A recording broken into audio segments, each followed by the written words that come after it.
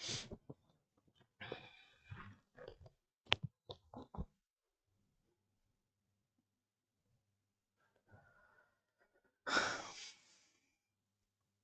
दोस्तों, मेरे भी चौधरी स्वागत करता हूं आप सभी का आपके अपने परिवार पार्थ एकेडमी। और आप सभी मेरे साथ आज पढ़ेंगे कंप्लीट रेलवे के लिए जीएस की स्ट्रेटजी, यानी किस तरीके से जो जीएस वाला पोर्शन होता है, इस जीएस वाले पोर्शन में सभी रेलवे भर्ती परीक्षाओं में किस तरीके से सर्वाधिक नंबर प्राप्त किए जाएं।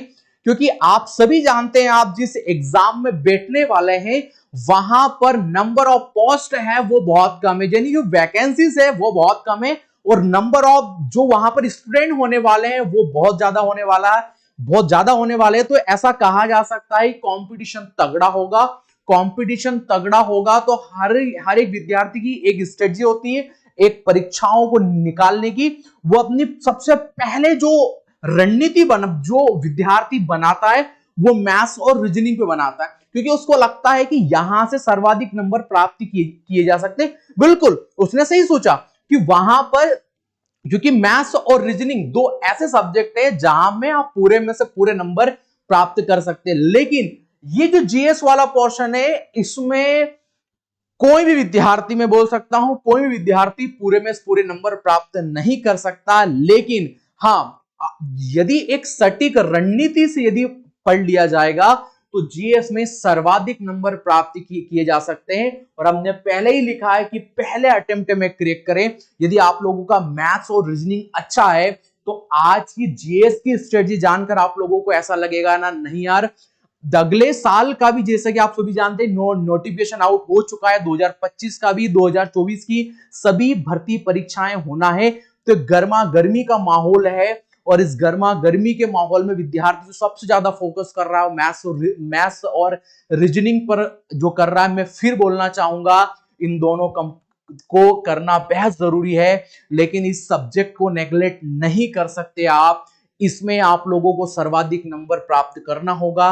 किस तरीके से आप जीएस में सर्वाधिक नंबर प्राप्त कर सकते हैं वो आज पूरी स्ट्रेटजी आप हमारे साथ देखने वाले।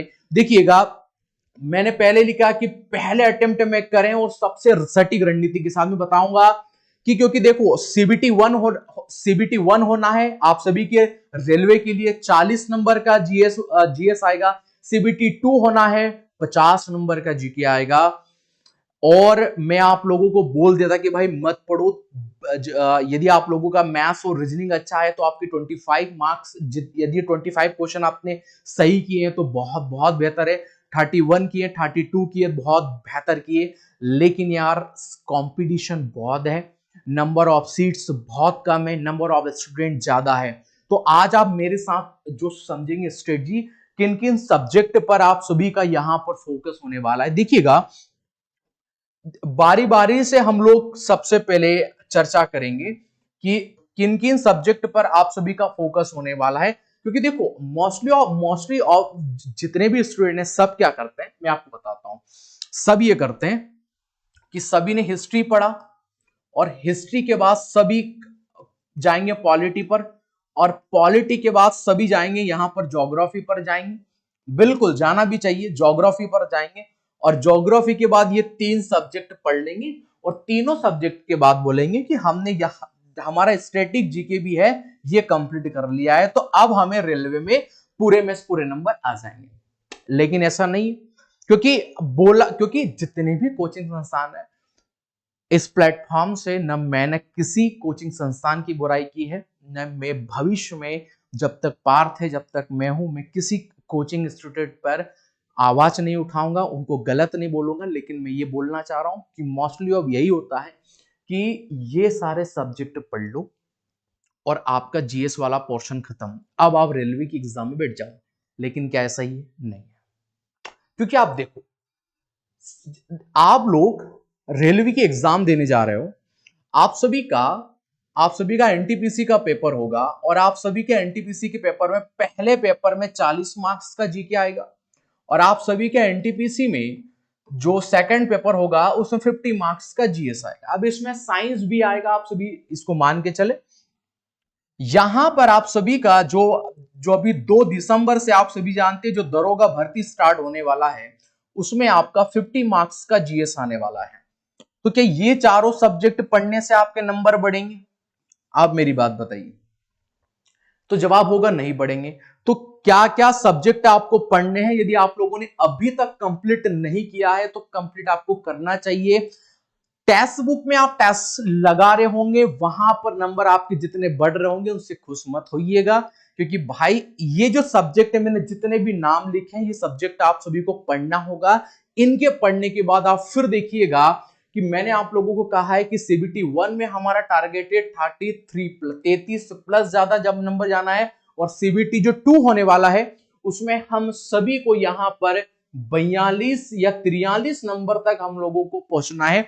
तब हम लोग मान के चलते हैं, तब हमारा सिलेक्शन यहां तक फाइनल हो पाएगा। देखो, सबसे पहले जो कंप्यूटर पर आते हैं, आप सभी जानते हैं कि 2 से 3 प्रश्न आप सभी से पूछ लिए जाएंगे, और यही पैटर्न आप सभी के एनटीपीसी 1 में देखने को मिलेगा और आप सभी के एनटीपीसी 2 में देखने को मिलेगा, क्योंकि यही जो कॉन्सेप्ट है, या तो 2 क्वेश्चन पूछे जाएंगे या 3 क्वेश्चन है, इससे ज्यादा नहीं पूछे जाएंगे।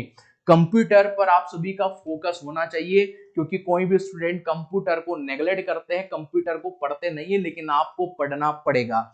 अब यहां पर आप सभी का इकोनॉमिक आता है, यहां से भी 2 से 3, मोस्टली ज्यादा से ज्यादा 4 नंबर तक आ सकते हैं। लेकिन मैंने बहुत सारे ऐसे विद्यार्थियों को देखा या बहुत सारे ऐसे टीचरों को देखा जो बता देते हैं कि 5 ईयर प्लान पढ़ लो, बैंकिंग पढ़ लो, इन दोनों से लगभग आपके प्रश्न बन जाएंगे। मतलब नहीं भाई, हमारे इकोनॉमिक में लगभग 15 टॉपिक आते हैं। 15 टॉपिक आपको पढ़ने पड़ेंगे। किसी एक अच्छी ऑफलाइन जो संस्थान है उसको ज्वाइन करो, या चाहे आप लोग ऑनलाइन पढ़ना प्रेफर करते हैं उसको ज्वाइन करो। उनसे पूछिएगा क्या ये सभी ये 2 या 3 नंबर के लिए आपको इकोनॉमिक के लिए ये पढ़ना पड़ेगा। 15 टॉपिक आपको लगभग पढ़ने पड़ेंगे इकोनॉमिक में। 1-2 टॉपिक पढ़ने से लगभग नंबर ज्यादा नहीं आने वाले हैं। यहां पर आपका सबसे ज्यादा आप सभी का स्टैटिक जीके 8 से 9, इससे ज्यादा नहीं आएगा, क्योंकि बहुत सारे ऐसे होते हैं कि यदि कोई ज्योग्राफी से भी रे मूवमेंट, यदि कोई सवाल आया तो उसको भी स्टैटिक जीके में काउंट कर जोड़ लेंगे। नहीं, 8 से ज्यादा, 8 से 9 जो ज्यादा जो नंबर है वो आप लोगों को रेलवे भर्ती बोर्ड में इन दोनों यानी 8 और 9 नंबर से ज्यादा आप लोगों को देखने को नहीं मिलेंगे। आप लोगों का स्टैटिक जीके आईएमपी है, याद रखिएगा 8 से 9 नंबर के पूछे जाने की इसकी संभावना होती है। ठीक है, इस पर आप सभी का फोकस होना है। ज्योग्राफी पर आप सभी मान के चलिएगा 6 से 7 नंबर के बीच में ज्योग्राफी आएगी, आप जो आप पढ़ते हैं। लेकिन हाँ, इसमें भी कंप्लीट आपका वर्ल्ड ज्योग्राफी आप सभी को याद होना चाहिएगा। वर्ल्ड ज्योग्राफी आप सभी को याद होना चाहिएगा, और वर्ल्ड ज्योग्राफी के बाद आप बढ़िया तरीके से आप सभी की इंडियन ज्योग्राफी भी आप सभी को याद होना चाहिएगा। ये दोनों ज्योग्राफी आप सभी को बेहतर तरीके से याद करना है। ठीक है, अब आप देखो, हिस्ट्री से लगभग 5 से 6 सवाल आएंगे। ठीक है, अब ये 5 से जो 6 सवाल आएंगे, इनके लिए कंप्लीट हिस्ट्री के लिए कंप्लीट आप सभी को प्राचीन भारत भी यहां पर पढ़ना है, कंप्लीट मध्यकालीन भारत भी पढ़ना है, और कंप्लीट आधुनिक भारत भी पढ़ना है। ये सभी सब्जेक्ट, ये तीनों ही पोर्शन आप सभी को यहां पर पढ़ने हैं, तब जाकर हिस्ट्री कंप्लीट होगी। अगर कोई टीचर, यदि कोई महानुभाव आप लोगों को ये बोले कि मॉडर्न पढ़ लो, प्राचीन और मध्यकालीन भारत पढ़ने से कोई फायदा नहीं होगा, उसको ये बोलिएगा कि भाई एक बार रेलवे की परीक्षाओं में किसी एक पेपर में बैठ जाओ, आपको ये पता चल जाएगा कि प्राचीन भारत भी जितना या आपका उतना ही इंपॉर्टेंट है जितना आधुनिक भारत है, क्योंकि आप नहीं बता सकते पेपर में क्या आएगा। तो तीनों को अच्छे तरीके से पढ़ना है। पॉलिटी, बिल्कुल पॉलिटी में समझना भी है, और कुछ विशेष आर्टिकल है उनको याद भी करना है आप सभी को। यहां से आपका पॉलिटी हो जाएगा। इतने टॉपिक तो आप लोगों ने, मैं मान के चलता हूं, आप लोगों ने बेहतर अच्छे तरीके से पढ़े होंगे। अब यहां पर एक सब्जेक्ट आता है जिसको सारे स्टूडेंट, मुझे पता है सभी ने ड्रॉप किया होगा, सभी ने इसको छोड़ के रखा होगा। यह है साइंस और टेक, यानी विज्ञान और प्रौद्योगिकी। ये वाला सब्जेक्ट आप लोगों ने छोड़ के रखा होगा, विज्ञान और प्रौद्योगिकी। देखिएगा, सबसे पहले तो बेहतर यह है कि टारगेट आपने बनाया है कि या आपके एनटीपीसी में 33 से ज्यादा, और आपके एनटीपीसी सीवीटी 2 में जो 50 मार्क्स का जीएस आ रहा है उसमें 53 से ज्यादा नंबर यदि आप लोग लाने की सोच रहे हैं तो साइंस आपका स्ट्रांग होना चाहिए। साइंस जितने ज्यादा स्ट्रांग होगा उतने ज्यादा आपके नंबर बढ़ेंगे।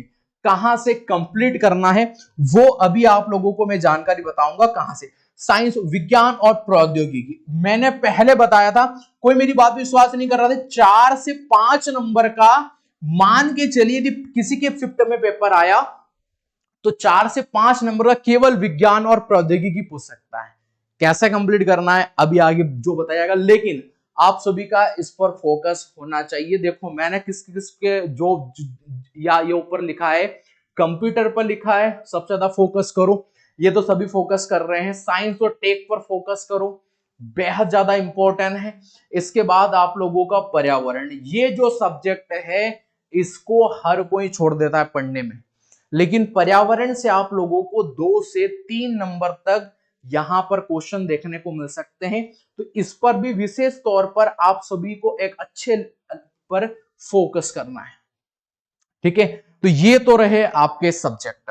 ठीक है, कंप्यूटर पर आप सभी का फोकस होना चाहिए, अर्थव्यवस्था पर, इन दोनों पर तो आपका फोकस होना चाहिए यदि आप लोग चाहते हैं कि सबसे ज्यादा नंबर आप लोग जीएस वाले पोर्शन में लेकर आए।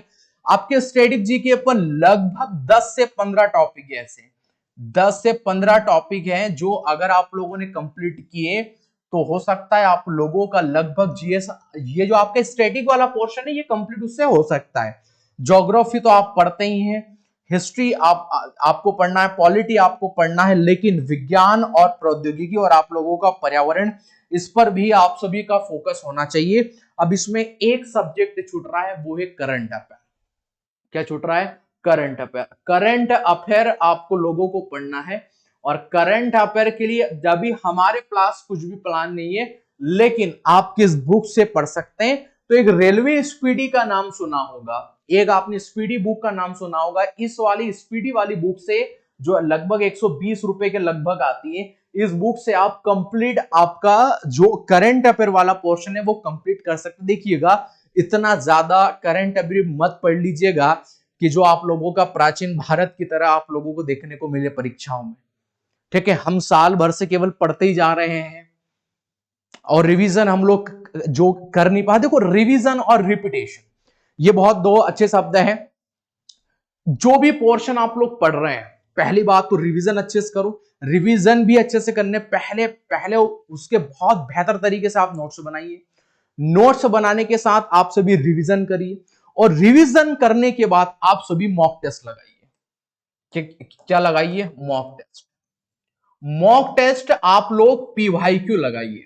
जितने ज्यादा पीवाईक्यू लगाएंगे एक पैटर्न पता चलेगा, क्योंकि हर रेलवे की भर्ती परीक्षाओं का जो पहले शिफ्ट का पेपर हुआ था उसका थर्ड शिफ्ट में वैसा ही हुबहू जो सवाल रिपीटेशन आप सभी को देखने को मिल रहा है। तो रिपीटेशन सर्वाधिक होते हैं, चाहे वो जीएस वाला पोर्शन हो, चाहे वो आप लोगों का रीजनिंग वाला पोर्शन हो, चाहे वो आप लोगों का मैथ्स वाला पोर्शन हो, सवाल सर्वाधिक रिपीटेड होते हैं, रिपीटेशन होता है रेलवे में। इस पर आप लोगों को फोकस करना है। तो ये सभी सब्जेक्ट रहे, मैं फिर आप सभी को बता रहा हूं इनको कैसे कंप्लीट करना है, मैं फिर बता रहा हूं आप सभी को। और आप सभी याद रखें, एक जो ज्योग्राफी है, हिस्ट्री है, पॉलिटी 3 हो गया, इन तीनों में ही नहीं पड़े रहे। बाकी मैं बता रहा हूं भाई, बाकी भी सब्जेक्ट पर आप फोकस करेंगे तो आप ये मान के चलिएगा आप सभी के जीएस में नंबर बढ़ेंगे।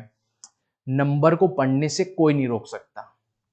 ठीक है, और किन किन छोटे छोटे पॉइंट जो जो बिंदुओं का आप लोगों को ध्यान रखना है। देखिए जैसे ज्योग्राफी एक सब्जेक्ट होता है, और ज्योग्राफी में एक टॉपिक आता है जनगणना। ठीक है, जनगणना एक टॉपिक आता है।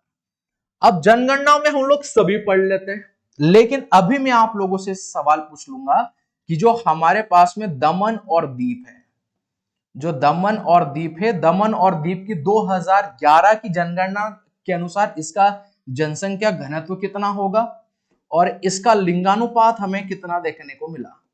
इसका लिंगानुपात कितना देखने को मिला अब आप मेरी बात पे विश्वास नहीं करेंगे कि पिछली जो आप लोगों का CBT 1 और CBT 2 हुआ था, हमारा एक विद्यार्थी केवल यहां पर दमन और जो दीप हुआ था उसको लिंगानुपात याद नहीं था, 1 नंबर का यदि उसे याद रहता तो आज रेलवे में जॉब कर रहा होता। यानी हर एक नंबर आप सभी के लिए इंपॉर्टेंट है रेलवे में, हर एक नंबर, कुछ भी नहीं छोड़ना। यदि जनगणना पढ़ रहे हैं इस लेवल पर पढ़ो ना यार, कि यार भाई किसी भी यूटी का भी यदि आप लोगों से पूछ ले तो आप लोगों को आना चाहिए, किसी भी प्रकार का आना चाहिए। और हम लोग यहां पर बोलते नहीं है कि ये पढ़ो वो पढ़ो, पढ़ाते भी हैं और कोई आपसे चार्ज भी नहीं ले रहे हैं, ऐसे ही पढ़ाएं और आगे भी पढ़ाएंगे। अब कैसे पढ़ाएंगे? आप लोगों ने हमारा एक पढ़ाने का तरीका देखा होगा, हम जो सब्जेक्ट के लिए बोलते हैं ये सब्जेक्ट पूरा पढ़ाएंगे तो वो पूरा पढ़ाते हैं। कैसे पढ़ाते हैं आइए देखिएगा। देखो पहले ये वाला चार्ट देख लो, यहां पर आप सभी का इतिहास है, ये जो है अभी देखिएगा, इसमें ये सभी का यहां पर आप सभी को इतिहास जो ये दिख रहा है, ये जो चार्ट है ये आप सभी के लिए या आप सभी के एनटीपीसी जो CBT 1 होने वाला है और आप सभी का आप सभी का एनटीपीसी जो CBT 2 होने वाला है और आप लोगों का जो दरोगा भर्ती परीक्षा होने वाला है, इसमें ये जो पूरा चार्ट आप सभी को दिया था। और 2000 आप सभी की 21 में जो आप सभी की रेलवे की बोर्ड की परीक्षा हुई थी, आप सभी देखिएगा या आपके इतिहास से 1580 सवाल टोटल पूछे गए। केवल इनमें भारतीय अर्थव्यवस्था में सबसे कम 1145, भूगोल से सर्वाधिक आप लोगों को देखने को मिलेंगे 1778, 1778 सवाल लगभग पूछ लिए गए। अर्थव्यवस्था से कम ही, लेकिन फिर भी मजे हुए लेवल पर सवाल पूछे गए, आप लोग देख सकते हैं। और परंपरागत जीके, इसे ही हम लोग आप सभी का स्टैटिक जीके बोलते हैं, 1516 क्वेश्चन पूछे गए।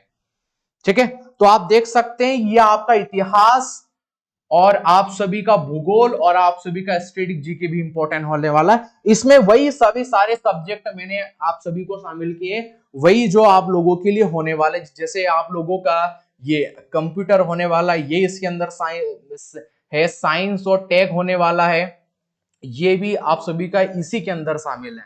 ये आपको ग्राफ दे के रखा है, इससे आप लोग भली भांति तरीके से समझ सकते हैं। अब मैंने बोला कि हम क्या पढ़ाते हैं, किस तरीके से पढ़ाते हैं। यदि आप लोगों ने लास्ट टाइम में इसको ही फॉलो किया तो भी आप मान के चलिएगा सर्वाधिक स्कोर आप प्राप्त कर सकते हैं। देखिए ये हमारी रेगुलर क्लासेस चलती है और रेगुलर क्लासों में हम लोग किस तरीके से पढ़ाते हैं ये जरा देखिएगा। ये हमने एक सवाल दिया था, ये 51 वाला जो हमारी मैराथन होती है, ये जो, हाँ पहले तो ये हम लोग आप लोगों को जानकारी दे देते हैं। क्या सर मैराथन से सिलेक्शन होता है? सबसे दिमाग में ये आता है कि सर लास्ट टाइमिंग पे मैराथन हम लोग क्या पर डे सिलेक्शन हो जाएगा? हमने बोलेगा नहीं, मैराथन सिलेक्शन नहीं होता, मैराथनों से अच्छा रिवीजन होता है। यदि आप लोगों का लगभग सिलेबस पूरा पढ़ा है, अच्छे तरीके से मॉक टेस्ट दिए हो और रिवीजन चाहते हो, तो कोई भी यदि आप लोगों को मैराथन क्लास पढ़ा रहा है सब्जेक्ट की, उसको जाके फॉलो कर लो। लेकिन केवल मैराथन के भरोसे रहोगे तो रह जाओगे। लास्ट टाइम में हार्डवर्क चाहिए? नहीं, हार्डवर्क सबसे पहले चाहिए। हार्डवर्क क्योंकि नंबर ऑफ सीट्स कम है, हार्डवर्क पहले से रहेगा तो लास्ट में दिक्कत नहीं आएगी। तो याद रखें मैराथन आपकी इंपॉर्टेंट है, लेकिन लास्ट टाइम में इंपॉर्टेंट, लास्ट टाइम में वही मैराथन पे जाए जिसका कंप्लीट सिलेबस कंप्लीट है। अब देखो हम लोग किस तरीके से आप लोगों को पढ़ाते हैं, मैंने एक सवाल को एक्सप्लेन किया और ये हमारे किसी भी सवाल में आप लोग देख सकते हैं, किसी भी। मैं ज्योग्राफी पढ़ाता हूं, मैं पूरा जीएस वाला जो पोर्शन पढ़ाता हूं, आप उस वाले पोर्शन में जाकर देखेंगे तो इसी प्रकार के आप सभी को पूरा जीएस जो देखने को मिलेगा। सवाल था निम्नलिखित में कौन से यूपी मराठों की कराधान प्रणाली से संबंधित है? तो यानी कर से जो विशेष प्रकार जो संबंधित थे, एक हमने आपको चौध बताया था और एक सरदेशमुखी बताया था। कई आप लोगों ने ऐसे सभी फैकल्टीज को जो देखा होगा यूट्यूब चैनल पर भी, ये ऑप्शन में ये टिक लगाते हैं। चलो अगले सवाल पर, भाई एक्सप्लेन तो करो इसको। वही उसी क्लास को देखिए, यदि आप लोगों का का सिलेबस कंप्लीट है जो इस तरीके से पूरे तरीके से आप लोगों का एक्सप्लेनेशन दे रहा है। हमने क्या किया, हमने पहले तो ये बताया कि ये किस प्रकार के टैक्स है। ये 33% टैक्स होता है, सरदेश मुखी 10% जो होता है। इसके बाद हम लोगों ने ये समझाया था कि छत्रपति जो शिवाजी महाराज है उनके जो वर्ण जो प्रणाली है, उनके वंशजों का क्रम भी बहुत बार पूछ लेता है कि किसके बाद कौन राजा बना। तो छत्रपति शिवाजी महाराज बने, संभाजी बने और राजा राम बने, शिवाजी द्वितीय बने और साहू जी बने। तो ये कंटिन्यूसली बने, तो ये सब पढ़ना होगा ना आपको।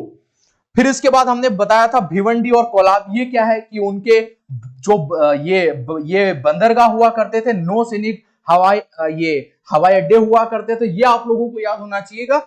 मैंने बता रहा हर एक सब्जेक्ट का, आप चाहे हमसे हिस्ट्री पढ़े, यदि हम लोग आप लोगों को हिस्ट्री पढ़ा रहे हैं, ये देखिए मैंने ज्योग्राफी आप लोगों को पढ़ाया और एक सवाल आया था ज्योग्राफी में, ये जो पीवाईक्यू सीरीज जो हम आप लोगों को पढ़ा रहे हैं, इस पीवाईक्यू सीरीज में एक सवाल आया था जॉर्ज लेमेत्री का संबंध किससे है, और जॉर्ज लेमेत्री के बारे में मैंने बिल्कुल पूरा पढ़ाया था।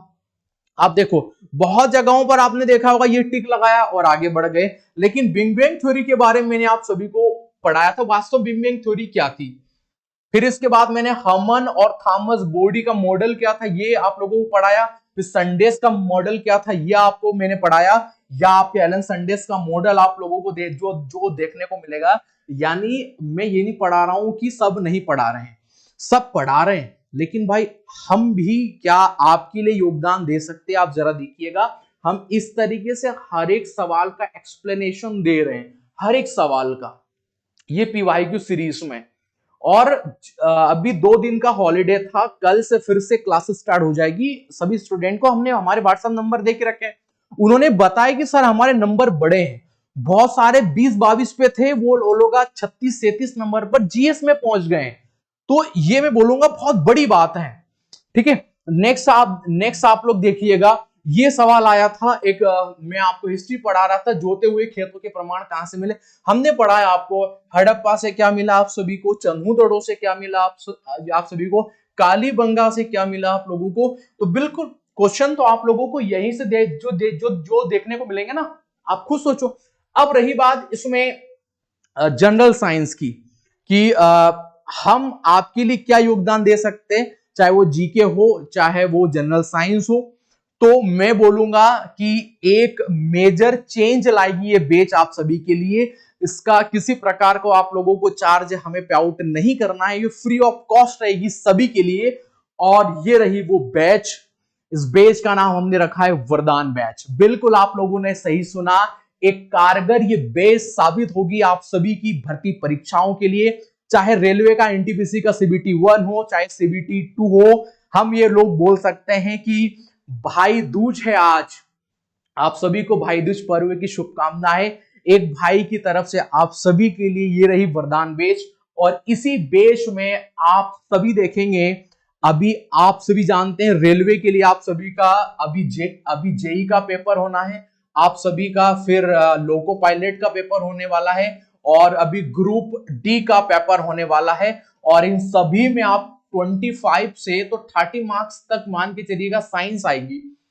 और मैं ये दावे से कह सकता हूं कि अरुण सर जैसे साइंस पढ़ाते और जिस तरीके से उनको पढ़ाने का तरीका है, उनसे बेहतर साइंस आप लोगों को, यदि आप उनसे एक बार पढ़ लिए तो उनसे बेहतर साइंस किसी की लगेगी नहीं। देखो भाई सब साइंस पढ़ाते, लेकिन यादव सर जो साइंस पढ़ाते और सब में पढ़ाते, ये उसको बतलाते परीक्षा में प्रश्न आएगा कैसे, और आते भी ये लोग। ये जो पढ़ाने का तरीका है, इनकी क्लास आप लोगों ने देख लेना यार, तो साइंस का डर आप लोगों का वैसे ही खत्म हो जाएगा।